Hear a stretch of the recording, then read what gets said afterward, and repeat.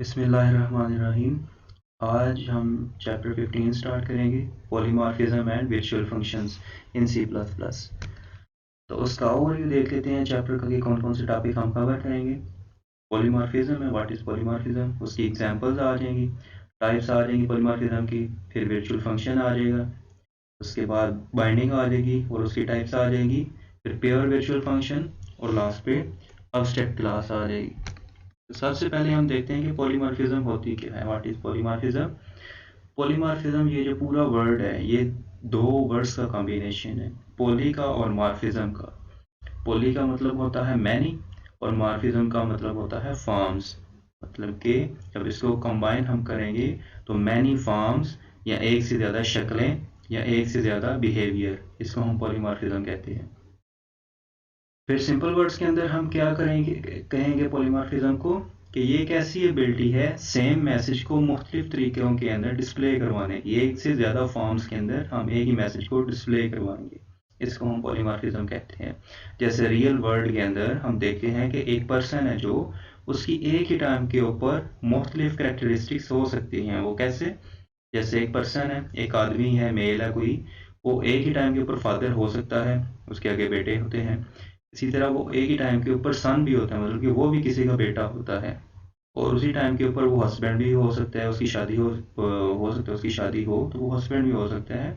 और साथ ही अगर वो जॉब कर रहा है किसी कंपनी के अंदर, ऑर्गेनाइजेशन के अंदर, तो उसका एम्प्लॉय भी होगा, उसका मुलाजिम भी होगा। मेन के पर्सन एक ही है, बंदा एक ही है, वो फादर भी है, वो सन भी है, वो हस्बैंड भी है, वो एम्प्लॉय भी है। पर्सन एक ही है लेकिन उसके डिफरेंट रोल्स हैं।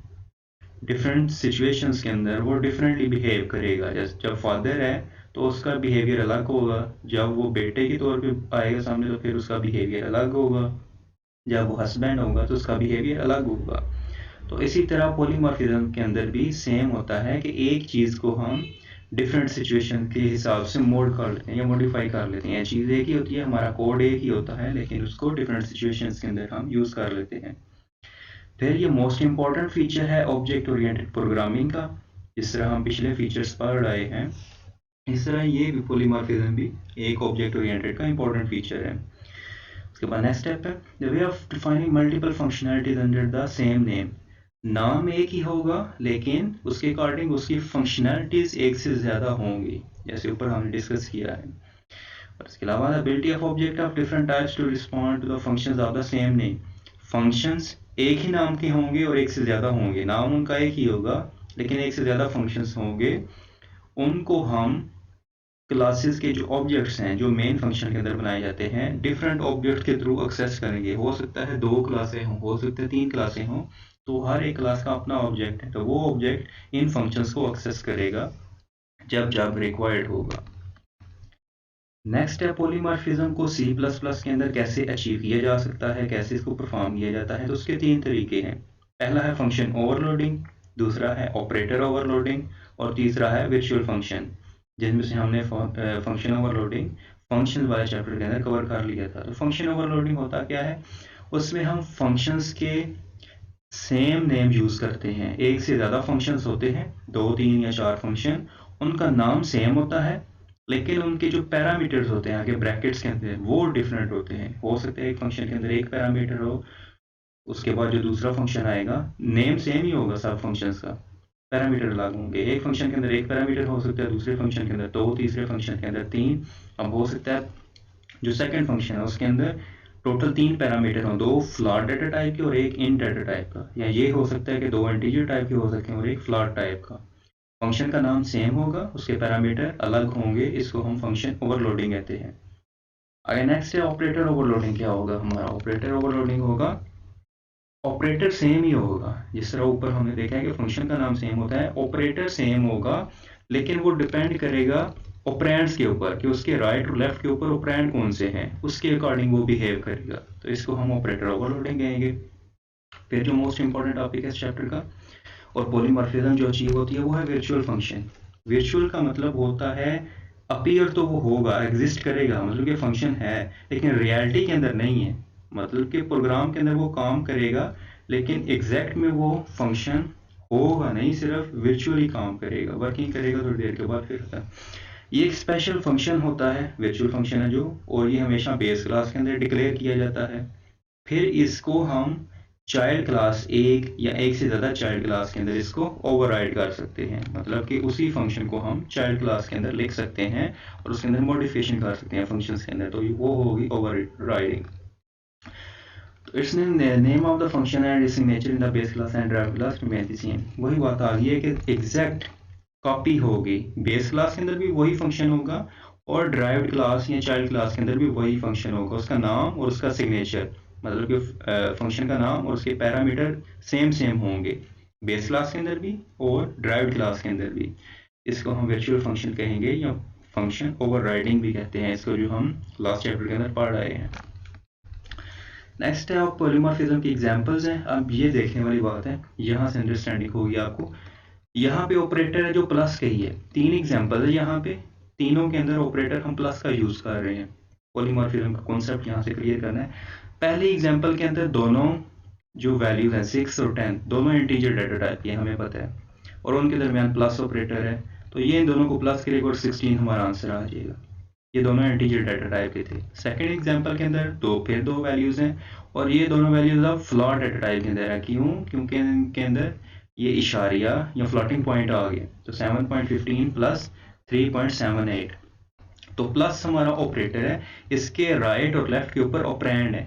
तो ये पीछे बात हमने पढ़ी है कि ये डिपेंड करेगा कि उसके ऊपर जो ऑपरेंड है वो कौन कौन से हैं राइट और लेफ्ट के ऊपर, उसके अकॉर्डिंग ये बिहेव करेगा। यहाँ भी प्लस था, उसने प्लस किया, लेकिन ऑपरेंड हमारे इंटीजर थे। यहाँ भी प्लस ही है, इन दोनों को भी ऐड करेगा, लेकिन यहाँ पे ऑपरेंड फ्लोट डाटा टाइप के हैं, तो ये 10 पॉइंट समथिंग आ जाएगा। आगे थर्ड एग्जांपल के अंदर फिर ऑपरेटर प्लस थी, लेकिन यहाँ पे ऑपरेंड फिर चेंज हो गए हैं, ये स्ट्रिंग्स आ गई हैं दो, कंप्यूटर और ट्रेनिंग, ये डबल क्वेश्चन के अंदर, तो ये इन दोनों को कंबाइन कर देगा। तो ये होती है पॉलीमॉर्फिज्म सिंपल एग्जांपल्स के थ्रू कि ऑपरेटर हमारा सेम ही है। अब यहाँ पे माइनस भी हो सकता है, डिवीजन भी, इक्वल भी, वो डिपेंड करेगा कौन सा ऑपरेटर आप ओवरलोड कर रहे हो, और उसके राइट और लेफ्ट के ऊपर जो ऑपरेंड है वो हमेशा चेंज होते जाएंगे। तो ये पॉलीमॉर्फिज्म होती है। आगे दो टाइप्स हैं पॉलीमॉर्फिज्म की, एक को हम कंपाइल टाइम पॉलीमॉर्फिज्म कहते हैं और दूसरे को रन टाइम पॉलीमॉर्फिज्म। पॉलीमॉर्फिज्म उसकी दो टाइप्स हैं, कंपाइल और रन टाइम। कंपाइल टाइम की आगे दो और टाइप्स हैं, फंक्शन ओवरलोडिंग जो कि हम ऑलरेडी पढ़ चुके हैं फंक्शंस वाले चैप्टर में, ऑपरेटर ओवरलोडिंग जो कि हम नेक्स्ट चैप्टर के अंदर पढ़ेंगे, और रन टाइम के अंदर एक ही इसकी टाइप आगे वर्चुअल फंक्शन, जो भी हम करेंगे थोड़ी देर में। तो कंपाइल टाइम की दो टाइप्स हैं और रन टाइम की एक ही टाइप है। कंपाइल टाइम पॉलीमॉर्फिज्म ऐसी टाइप जिसमें जिस फंक्शन को कॉल किया जाएगा उसको हम कंपाइल टाइम के ऊपर, हम नहीं सॉरी कंपाइलर है जो वो कंपाइल टाइम के ऊपर उसको सिलेक्ट करेगा, उसको हम कंपाइल टाइम पॉलीमॉर्फिज्म कहेंगे। जिस फंक्शन को हम कंपाइलर ने कॉल करना है वो कंपाइल टाइम के ऊपर उसे कॉल करेगा। ये आगे हम एग्जांपल में देखेंगे फिर और ज़्यादा क्लियर होगा। तो फंक्शन ओवरलोडिंग और ऑपरेटर ओवरलोडिंग इसकी एग्जांपल्स हैं कंपाइल टाइम पॉलीमॉर्फिज्म की। ये इसका प्रोग्राम है, इसके थ्रू उसकी वर्किंग क्लियर होगी। कंपाइल टाइम पॉलीमॉर्फिज्म में इसके अंदर दो प्री प्रोसेसर डायरेक्टिव्स और दो हेडर फाइल्स आ गई। अब यहाँ पे क्लास का कीवर्ड आ गया और ये क्लास का नाम है ऐड, नाम की हमने क्लास बना ली है। नीचे आ गया पब्लिक एक्सेस स्पेसिफायर।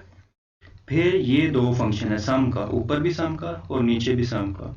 ये फंक्शन ओवरलोडिंग हो रही है, दोनों का नाम सेम है और दोनों की रिटर्न टाइप भी कोई नहीं है, वाइड है, मतलब कि कोई रिटर्न टाइप नहीं। लेकिन ये हैं जो दो पैरामीटर, पहले सम फंक्शन के अंदर दो पैरामीटर हैं और दोनों इंटीजर टाइप के हैं, और दूसरे सम फंक्शन के अंदर तीन पैरामीटर हैं और तीनों इंटीजर टाइप के। अब डाटा टाइप इनकी सेम है, लेकिन इनकी जो क्वांटिटी है, पहले फंक्शन के अंदर ये दो पैरामीटर आ रहे हैं और दूसरे में तीन, तो हमारे जो पैरामीटर हैं वो अलग हैं, तो इसको हम फंक्शन ओवरलोडिंग कहते हैं।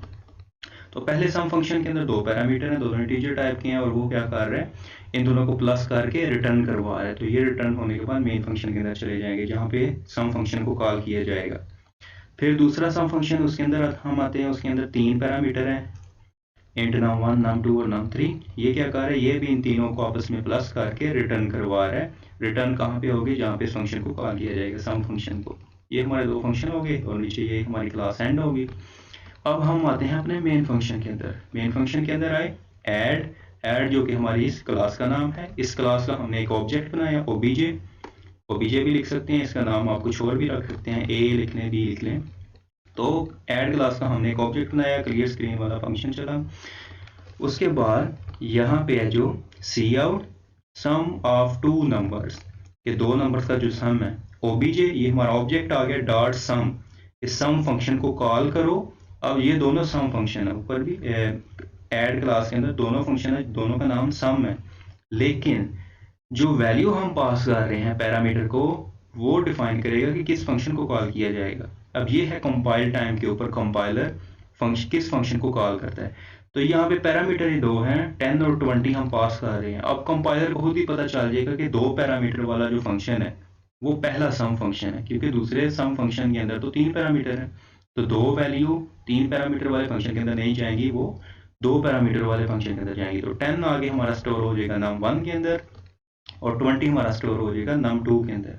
10 और 20 को प्लस किया जाएगा, रिजल्ट हमारा आ जाएगा 30। तो 30 यहाँ पे ये वाला है जो आउटपुट हो रही है, तो यहाँ पे 30 डिस्प्ले हो जाएगा, और हमारे आउटपुट के अंदर क्या आ जाएगा, सम ऑफ टू नंबर 30 आ गया। फिर हम जब नीचे आएंगे तो नीचे एक और सी आउट स्टेटमेंट है, यहाँ पे क्या हम प्रिंट करवा रहे हैं, सम of 3 numbers.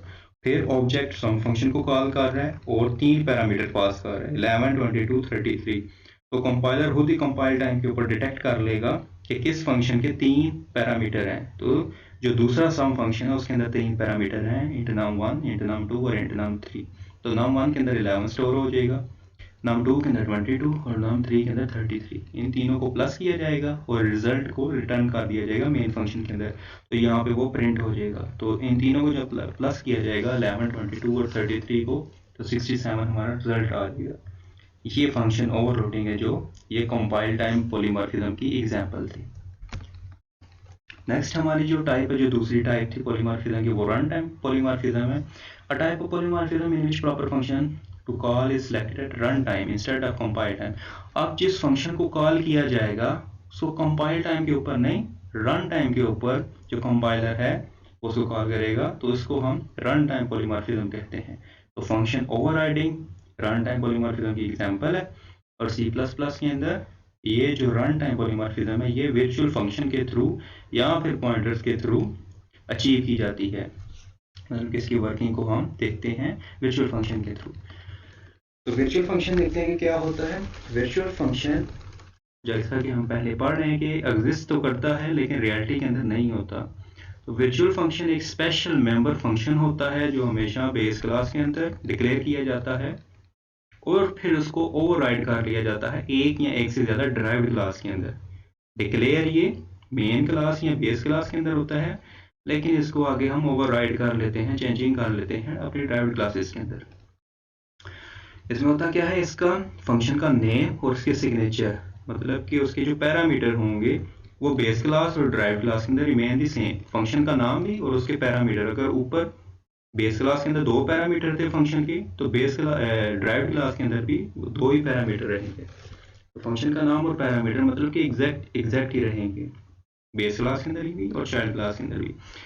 Run time polymorphism achieve through the use of virtual function. Virtual function का काम ही यही है कि ये रन टाइम पॉलीमॉर्फिज्म को एग्जीक्यूट करवाता है या अचीव करवाता है। इसको डिक्लेयर कैसे करते हैं, इसके लिए हम एक कीवर्ड लिखते हैं वर्चुअल, जो कि बेस क्लास के अंदर इसको डिक्लेयर किया जाता है। फिर हम वही बात दोबारा आ गई है कि सेम नेम के साथ डिक्लेयर करेंगे। फिर उसको हम अगर चाहें बेस क्लास के अंदर तो वर्चुअल कीवर्ड आएगा ही आएगा, ये बताएगा कि ये फंक्शन वर्चुअल है, लेकिन ड्राइव्ड क्लास के अंदर या चाइल्ड क्लास के अंदर वर्चुअल का कीवर्ड हम फंक्शन के नेम के साथ लिखें या ना लिखें, कंपाइलर ऑटोमेटिकली डिटेक्ट कर लेगा कि ये वर्चुअल फंक्शन है, इसलिए हमें वर्चुअल फंक्शन लिखने की ज़रूरत नहीं पड़ती। कंपाइलर ऑटोमेटिकली चेक कर लेता है ड्राइव्ड क्लास के अंदर कि ये फंक्शन वर्चुअल है, तो हम उसको बस बेस क्लास के अंदर वर्चुअल लिख देते हैं फंक्शन के साथ, तो वो चलता रहता है ऐसे ही। अब इसकी एग्जांपल देख लेते हैं। प्रोग्राम हमने एक लिखना है जो एक्सप्लेन करेगा कॉन्सेप्ट ऑफ वर्चुअल फंक्शन का। हमारी 2 प्री प्रोसेसर डायरेक्टिव और हेडर फाइल्स आ गई, फिर क्लास का कीवर्ड, और पहली क्लास है हमारी जो बेस वन हमारी पहली क्लास है। इसकी बॉडी के अंदर आए तो पब्लिक एक्सेस स्पेसिफायर आ गया, फिर वर्चुअल वाइड प्रिंट नाम का फंक्शन है, लेकिन ये वर्चुअल फंक्शन है, इसकी कोई रिटर्न टाइप नहीं है और इसका कोई पैरामीटर नहीं है, प्रिंट इसका नाम है। तो इसकी बॉडी के अंदर क्या है कि हम प्रिंट करवा रहे हैं print function of virtual base class, कि ये बेस क्लास का वर्चुअल फंक्शन है, प्रिंट फंक्शन है, और साथ ही ये हमारी क्लास है जो बेस वन एंड हो जाएगी। फिर हमने एक और क्लास बनाई जिसका नाम है ड्राइव वन, और ये पब्लिक इनहेरिटेंस के थ्रू आ रही है बेस वन से, मतलब कि बेस वन के अंदर जितने भी डाटा मेंबर और मेंबर फंक्शन है इनको ड्राइव वन एक्सेस कर सकती है। उसकी बॉडी के अंदर पब्लिक एक्सेस स्पेसिफायर आ गया, दोबारा वाइड प्रिंट, वही नाम दोबारा नीचे आ जाएगा। ये बात हम पढ़ रहे हैं कि वर्चुअल हम बेस क्लास के अंदर ही लिखेंगे, यहाँ पे लिखने की ज़रूरत नहीं है क्योंकि कंपाइलर ऑटोमेटिकली इसको चेक कर लेगा कि ये वर्चुअल फंक्शन ही है। तो वाइड वाइड प्रिंट प्रिंट और ब्रैकेट्स के अंदर कोई आर्गूमेंट नहीं है। एग्जैक्ट फंक्शन ऊपर है और एग्जैक्ट फंक्शन ही नीचे है, लेकिन इसकी बॉडी के अंदर क्या आ जाएगा, C out print function of derived one class, के ये पहली जो ड्राइव क्लास है उसका प्रिंट फंक्शन है। इसी तरह ये क्लास एंड होगी और हमने एक न्यू क्लास बना ली, चाइल्ड क्लास है जो कि ड्राइव टू, और वो भी पब्लिक इनहेरिटेंस के थ्रू बेस वन से इनहेरिट हो रही है, और उसके अंदर भी पब्लिक एक्सेस स्पेसिफायर है, सेम फंक्शन आ जाएगा। अब ये तीन फंक्शन है, तीनों का नाम सेम है वाइड प्रिंट, लेकिन इनकी बॉडीज हैं जो वो अलग अलग हैं। एक के अंदर प्रिंट वर्चुअल बेस हो रहा है, दूसरी के अंदर ड्राइव वन क्लास का प्रिंट फंक्शन हो रहा है, और तीसरी के अंदर जो प्रिंट फंक्शन है वो ड्राइव टू क्लास का है। तो इसको हम देखते हैं कि ये कैसे प्रिंट करेगा या कैसे इसकी वर्किंग होगी। हम मेन फंक्शन के अंदर आए, मेन फंक्शन बनाया, फिर बेस वन जो कि हमारी पहली पेरेंट क्लास है, जो उसका ऑब्जेक्ट बनाया जिसको हमने नाम दे दिया बी, ये हम नाम कुछ भी रख सकते हैं। फिर बेस क्लास का हमने एक पॉइंटर ले लिया स्टैटिक पी बी, के बेस क्लास का एक हम पॉइंटर लेंगे और उसका नाम है स्टैटिक पी बी। फिर हमने ड्राइव वन क्लास का एक ऑब्जेक्ट बनाया जिसका नाम है डी वन, ये भी हम चेंज कर सकते हैं, डी वन को कोई भी नेम दे सकते हैं, लेकिन ड्राइव वन ईजी रहेगा रिमेंबर रखने में। अगर ड्राइव टू का एक और हमने ऑब्जेक्ट बना लिया डी टू, तो टोटल हमारे तीन ऑब्जेक्ट हैं, एक बेस क्लास का बी, पहली ड्राइव क्लास का डी वन, फिर दूसरी ड्राइव क्लास का डी टू। तीन ऑब्जेक्ट आ गए हमारे, क्योंकि हमने तीनों क्लासेस को एक्सेस करना है वन बाय वन पॉइंटर के थ्रू। तो बेस क्लास का एड्रेस है जो, वो सीधा हम पास कर देंगे पी बी पॉइंटर के अंदर, कि बी जो ऑब्जेक्ट है हमारा, ये जो ऊपर डिक्लेयर किया है, इसके अंदर जितने भी डाटा मेंबर और मेंबर फंक्शन है। अब हम यहाँ पे आएंगे बेस वन के अंदर, इसके अंदर डाटा मेंबर तो है ही नहीं, इंट ए बी या एक्स वाई वो तो है ही कोई नहीं, तो इसका सिर्फ मेंबर फंक्शन है और वो एक ही है वाइड प्रिंट। डाटा मेंबर नहीं है बेस वन में, सिर्फ एक ही फंक्शन है मेंबर फंक्शन, तो वो बी वन के अंदर है, सॉरी बी के अंदर है, वो पास कर दिया हमने पी बी के अंदर पॉइंटर के अंदर। अब पॉइंटर एक्सेस करेगा इस क्लास का जो प्रिंट फंक्शन है, तो कंट्रोल अब यहाँ से मूव करेगा, प्रिंट फंक्शन को जाके एग्जीक्यूट करेगा, किसके प्रिंट फंक्शन को, बेस वन के प्रिंट फंक्शन को, क्योंकि हमने पॉइंटर के अंदर जो एड्रेस है वो बी का स्टोर करवाया हुआ है। तो बी जो हमारा ऑब्जेक्ट है वो बेस क्लास का है। तो जैसे ही पी बी एक्सेस करेगा प्रिंट फंक्शन, तो प्रिंट फंक्शन की बॉडी के अंदर आए, तो यहाँ पे स्टेटमेंट है print function of virtual base class, तो ये हमारा आउटपुट के अंदर पहली लाइन प्रिंट हो जाएगी, print function of virtual base class. आगे नेक्स्ट है जो हमने D1 है जो ऑब्जेक्ट हमारा, उसका एड्रेस हमने स्टोर करवा दिया पॉइंटर के अंदर। फिर क्या करेगा, पॉइंटर एक्सेस करेगा अब D1 का जो प्रिंट फंक्शन है। D1 कौन सा है, ड्राइव्ड वन क्लास के अंदर है, जो ड्राइव्ड वन हमारी ये क्लास है, इसके अंदर जो प्रिंट फंक्शन है उसको एक्सेस करेगा, और उसकी बॉडी के अंदर क्या लिखा हुआ है, print function of derived one class, इसको प्रिंट कर दो। तो ये हमारे आउटपुट के अंदर print function of derived one class print हो जाएगा। फिर हम मेन फंक्शन के अंदर जाएंगे, नेक्स्ट लाइन के ऊपर लिखा हुआ है एंड D2 के D2 जो ऑब्जेक्ट है इसका एड्रेस पास कर दो पॉइंटर वेरिएबल के अंदर PB के अंदर। तो PB अब D2 का प्रिंट फंक्शन एक्सेस करेगा। तो D2 ऑब्जेक्ट हमारा ड्राइव टू क्लास का है, तो इसके अंदर उसने प्रिंट फंक्शन को एक्सेस किया और उसकी बॉडी को एग्जीक्यूट किया, तो print function of drive to class, ये वाली लाइन हमारी प्रिंट कर देगा print function of drive to class. तो ये सारा काम हो रहा है वर्चुअल फंक्शन के थ्रू। नेक्स्ट हम देखते हैं बाइंडिंग क्या होती है C++ के अंदर। बाइंडिंग का मतलब होता है लिंकिंग, जैसे हम फंक्शन वाले चैप्टर के अंदर या नॉर्मली जो देखते हैं कि आपस का में कनेक्शन कैसे होता है एक चीज़ का दूसरी चीज़ के साथ। तो जैसे हम फंक्शन को डिफाइन करते हैं, मतलब कि फंक्शन की बॉडी होती है, हमने एक फंक्शन बना लिया, उसको एसोसिएट किया जाएगा या लिंक किया जाएगा फंक्शन कॉल के साथ। अब हाल ही हम फंक्शन बना के रख लें और उसको कॉल ना करें, उस फंक्शन का तो कोई फ़ायदा नहीं है, तो उनके दरमियान एसोसिएशन या लिंकिंग लाजमी है। इसी तरह अगर हम कोई वैल्यू ले लें, सॉरी वेरिएबल ले लें, लेकिन उसके अंदर कोई वैल्यू स्टोर ना करवाएं, तो उस वेरिएबल का कोई फ़ायदा नहीं है। तो इसलिए वैल्यू का और वेरिएबल का आपस में लिंक होता है, इसको हम बाइंडिंग कहते हैं। तो बाइंडिंग एक ऐसा प्रोसेस है जो कन्वर्ट करता है वेरिएबल्स को और फंक्शंस को इनटू मशीन लैंग्वेज एड्रेस जो कंप्यूटर डायरेक्टली अंडरस्टैंड करता है। फिर a member class can be a member of class can be bound at either compile time और run time। दो टाइम्स के ऊपर हम इसको बाउंड कर सकते हैं, इसलिए हमारी बाइंडिंग है जो उसकी भी दो टाइप्स हैं, अर्ली बाइंडिंग और लेट बाइंडिंग। बाइंडिंग की दो टाइप्स आ गई। सबसे पहले हम देख लेते हैं अर्ली बाइंडिंग।